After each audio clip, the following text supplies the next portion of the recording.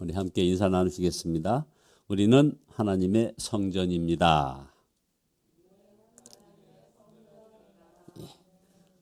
그냥 사랑합니다 하면 좋겠지만 오늘 말씀 제목이 우리는 살아계신 하나님의 성전이라 하는 제목이어서 인사말로 했습니다.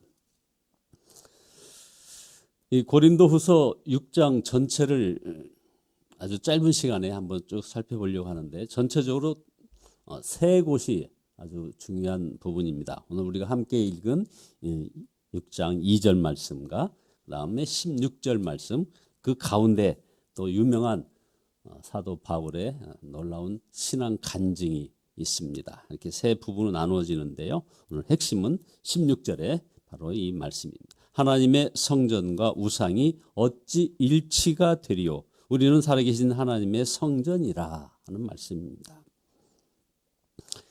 코로나19 확산 속도가 이제 재확산이라는 이름으로 해서 아주 무섭게 번지더니 어제는 이제 305명으로 이제 조금 감소 추세이긴 합니다만 여전히 이제 5인 이상 집합 금지는 계속되는 것 같습니다. 비대면 온라인 예배와 이렇게 또 대면으로 예배 드려야 되는 그런 사정이 이어져 갈 것 같습니다. 그런 우리에게 우리 주님께서는 지금이야말로 은혜의 때다라고 말씀을 주십니다. 사도 바울은 고린도 교회 교인들에게 바로 지금이야말로 은혜의 때요, 구원의 날이라고 선포를 하는 겁니다. 바로 사도 바울이 선포했던 바로 그 지금이 우리들의 지금이라 이거죠.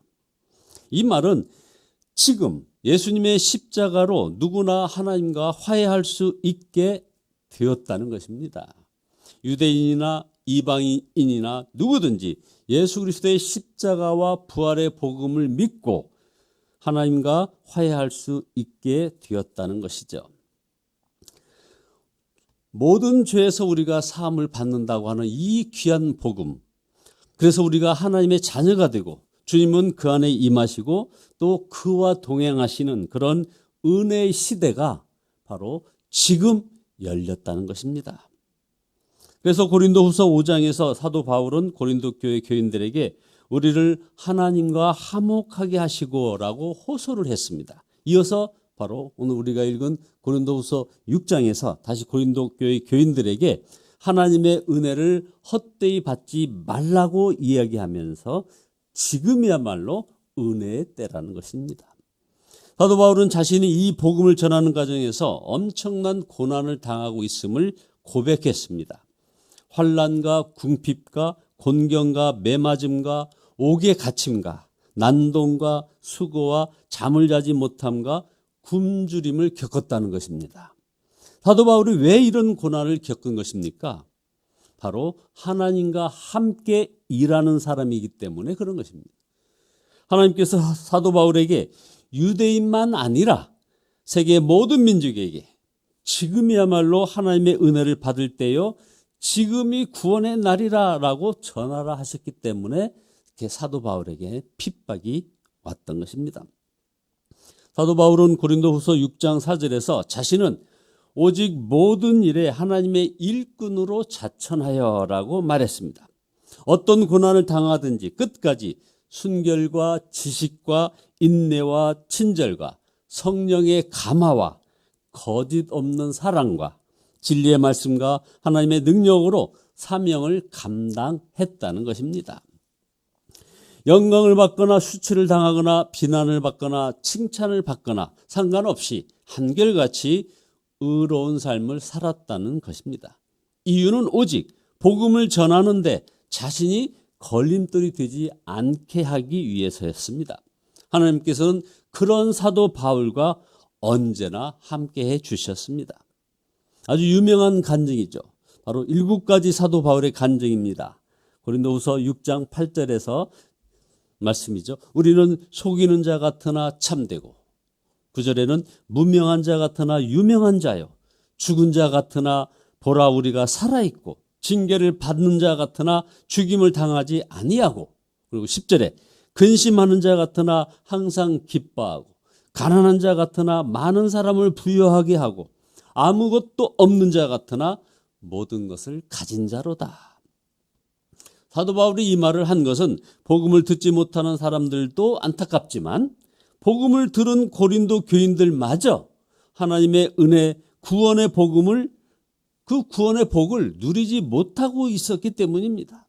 그래서 바로 11절에 고린도인들이여 너희를 향하여 우리의 입이 열리고 우리의 마음이 넓어졌으니 하면서 13절에서 너희도 이제 마음을 넓히라 이렇게 권면을 하고 있습니다. 말할 수 없는 고난을 당하면서도 하나님의 은혜의 때가 임하였음을 전하는 그 사도 바울 자신을 보고 이제는 모든 의심을 버리고 사도 바울을 향하여 마음을 열라는 것입니다. 자, 그럼 둘째로 이 사도 바울이 고린도 교회에 대하여 가졌던 이 답답함이 오늘 우리의 문제이기도 하다는 것, 이것을 지금 지적하고 싶습니다. 우리는 고린도 교인들과는 달리 예수 그리스도의 십자가와 부활의 복음을 잘 압니다. 그러나 여전히 오직 예수님만 믿고 사는 그리스도인을 찾기란 쉽지 않습니다. 예수님이 온 세상의 구주인 것을 믿는다 하면서 여전히 자신의 삶의 진정한 주인은 예수님이 아니라는 것입니다. 이게 바로 가장 큰 문제입니다. 목회자 모임에 참석했던 목사님 한 분이 요즘 코로나19로 인해서 너무나 목회가 어렵다고 하면서 이런 말을 했습니다. 이젠 주님만 바라볼 수밖에 없습니다 라고 했어요. 그만큼 형편이 어렵다는 의미이지만 또한 그동안 주님만 바라보지 않고 이런저런 방법을 기웃거리며 목회하였다는 그런 뜻이기도 합니다. 그런데 상황이 어려워지므로 오직 주님만 바라보게 되었다는 겁니다. 저는 이 목사님의 그 말을 들으면서 이것이 사실이라면 코로나19로 인한 어려운 시기는 오히려 하나님의 크신 은혜라 여겨졌습니다. 이제 진짜 예수님을 믿게 되었기 때문입니다. 구약에서 아주 유명한 적절한 비유가 여기에 있습니다. 암몬과 모압 연합군이 이스라엘로 쳐들어왔을 때 여호사밧 왕은 도저히 이것을 연합군을 감당할 수 없어서 하나님께 나아가서 이렇게 기도했습니다. 역대하 20장 12절입니다. 우리를 치러 오는 이 큰 무리를 우리가 대적할 능력이 없고 어떻게 할 줄도 알지 못하옵고 오직 주만 바라보나이다. 여러분, 오직 주만 바라보나이다라는 이 고백은 이 여호사밧 왕이 절망적인 상황에 처해 있다는 것을 의미합니다. 하지만 이제 진정한 답을 발견했다는 의미이기도 합니다. 하나님께서 오직 주님만 바라보겠다는 여호사밧에게 응답하셨습니다. 역대하 20장 17절에 너희는 두려워하지 말며 놀라지 말고 내일 그들을 맞서 나가라. 여호와가 너희와 함께 하리라. 하나님이 함께 하시겠다는 응답을 받은 여호사밧 왕은 다음 날 찬양대를 앞세워서 전쟁터에 나갔고 하나님께서 친히 모압과 암몬 연합군을 전멸시키셨습니다. 여호사밧 왕에게 도저히 감당할 수 없었던 이 암몬과 모압의 침공이 바로 하나님의 은혜의 기회였던 것입니다. 오직 주님만 바라보게 만들었기 때문입니다. 성도 여러분, 우리는 수도 없이 나의 자아를 죽이고 예수로 살며 오직 예수님만 바라보고 사는 것이 예수님을 믿는 것이라는 이런 말을 정말 수도 없이 들었습니다. 그러나 이것은 너무 지나친 일이라고 생각하는 사람들이 또 많습니다. 이제 그런 마음을 버려야 합니다. 사도 바울은 고린도 교인들에게 아주 단호하게 말했습니다. 바로 고린도후서 6장 14절 너희는 믿지 않는 자와 멍에를 함께 매지 말라. 세상을 떠나 살라는 말이 아니죠. 이제는 오직 주님만 바라보며 살겠다는 그런 신앙의 태도를 분명히 하라는 그런 말씀입니다. 분명히 하고 살라는 것이죠. 자, 그럼 셋째, 사도 바울이 엄청난 선언을 또 이어서 합니다. 바로 16절이죠. 우리는 살아계신 하나님의 성전이라. 하나님과 화해하였다는 것을 교리적인 지식으로만 알고 지난 일이 아니라는 것입니다.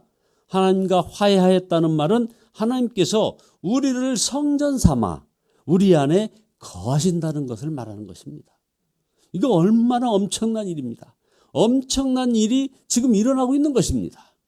우리가 하나님과 화해했음을 어떻게 할 수 있을까요? 바로 하나님의 성전된 자로 사는 것을 보고 알 수 있는 것입니다. 그러므로 우리가 하나님과 화해했다는 것과 우리가 하나님의 성전이라는 사실을 아는 것으로 그치면 안 되는 거죠. 하나님께서 우리 안에 임하신 것은 하나님께서 인간을 창조하실 때 이미 계획하셨습니다. 그러나 우리의 죄로 그 은혜를 거두셨습니다. 그렇지만 구약 성경에서 여러 번 하나님께서 이 일을 반드시 다시 이루실 것을 약속하셨습니다. 바로 고린도후서 6장 16절에서 우리는 살아계신 하나님의 성전이라 이와 같이 하나님께서 이르시되 내가 그들 가운데 거하며 두루 행하여 나는 그들의 하나님이 되고 그들은 나의 백성이 되리라. 바로 이 말씀은 레위기 26장 12절의 말씀과 동일한 말씀입니다. 고린도후서 6장 17절에서 그러므로 너희는 그들 중에 나와서 따로 있고 부정한 것을 만지지 말고 내가 너희를 영접하여 너희에게 아버지가 되고 너희는 내 자녀가 될 것이라 라는 이 말씀 역시 바로 사무엘하 7장 14절의 말씀과 동일하며 또한 이사야 52장 11절 말씀과 같은 것입니다. 그 다음에 바로 예수님께서 십자가로 회복된 것입니다. 성도 여러분, 예수님을 믿는다는 것은 하나님의 성전으로 사는 것임을 명심해야 합니다. 지금 이 은혜가 우리 모두에게 활짝 열려 있습니다. 지금이야말로 은혜의 때요, 지금이야말로 구원의 날이로다. 우리가 하나님의 성전된 자로서 살게 되었다면 지금이 아무리 어려운 때라 하더라도 오직 은혜의 때이라 이 말입니다. 주님이 우리 안에 계신데 무엇이 두렵고 무엇이 염려가 되겠느냐 하는 것이죠. 코로나19로 말할 수 없이 어렵고 혼란스럽지만 하나님의 성전으로 살기에는 너무나 좋은 상황이지 않습니까? 은혜는 어려운 때에 드러나게 되는 것입니다. 시험이 오고 고난이 닥칠 때 이게 드러나는 것입니다. 욥기는 이해할 수 없는 고난이 닥쳤기에 쓰인 바로 성경입니다. 그러나 욥기를 통하여 얼마나 많은 고난당하는 성도들이 이길 힘을 얻었습니까? 요나는 실패한 선지자였습니다. 그러나 요나서를 통하여 이방인도 사랑하시는 하나님의 그 사랑을 알게 되지 않았습니까? 성경의 보석이라고 일컬어지는 로마서는 사도 바울이 그토록 로마에 가서 로마에 있는 그리스도인들에게 복음의 핵심을 전하고 싶었으나 도저히 갈 수 없었기에 쓰인 그런 성경입니다. 로마에 가지 못하여 안타까워했던 사도 바울이 막 눈에 아른거립니다. 그 답답하고 힘들었을 그때가 사실은 은혜의 때였던 것입니다. 그래서 우리 손에 로마서가 있는 것입니다. 오늘 우리가 함께한 이 고린도후서 6장도 마찬가지입니다. 이 바로 사도 바울의 아름다운 신앙 고백입니다. 지금이야말로 은혜의 때요, 지금이야말로 구원의 날이로라. 하나님의 사람들의 한결같은 고백이 바로 이겁니다. 지금이야말로 은혜의 때라는 것이죠. 이 말은 예수님 안에 있는 여러분 모두의 고백이 될 수 있다는 말이기도 하는 것입니다. 믿고 고백하고 감사하며 나아가기만 하면 반드시 그 실체를 보게 되는 것입니다. 성도 여러분, 우리가 살아계신 하나님의 성전이 된 것, 주 예수님을 마음에 모시고 사는 것이 말할 수 없는 은혜입니다. 그러므로 지금이 아무리 어려울 때라 하더라도 오히려 은혜의 때라는 것이죠. 우리는 나라를 잃어도 보았고 6.25 전쟁도 겪어보지 않았습니까? 그리고 IMF 위기도 우리가 극복하지 않았습니까? 그러니 지금의 어려움을 왜 못 이겨내겠느냐 하는 것입니다. 우리가 낙심되고 절망될 때 나는 하나님의 성전이다. 주님이 내 안에 거하시며 나와 동행하신다. 외치고 또 외쳐보시기 바랍니다. 기도도 기도할 때가 있는 것입니다. 중보기도, 이렇게 새벽 대표, 그 새벽 예배 대표기도, 성전기도, 신유기도, 자신을 위한 삼겹줄기도 기회를 놓치지 말아야 합니다. 회개도 기회가 있고, 봉사하고 섬기는 것도 기회가 있고, 선한 일도 기회가 있습니다. 은혜 받을 기회도 마찬가지라 이겁니다. 지금 하나님을 향한 문은 활짝 열려 있습니다. 하나님의 성전된 이 은혜, 예수님과 친밀히 동행하는 은혜를 누리시는 우리 성도님들 모두 되시기를 예수 그리스도의 이름으로 축원드립니다. 기도하시겠습니다.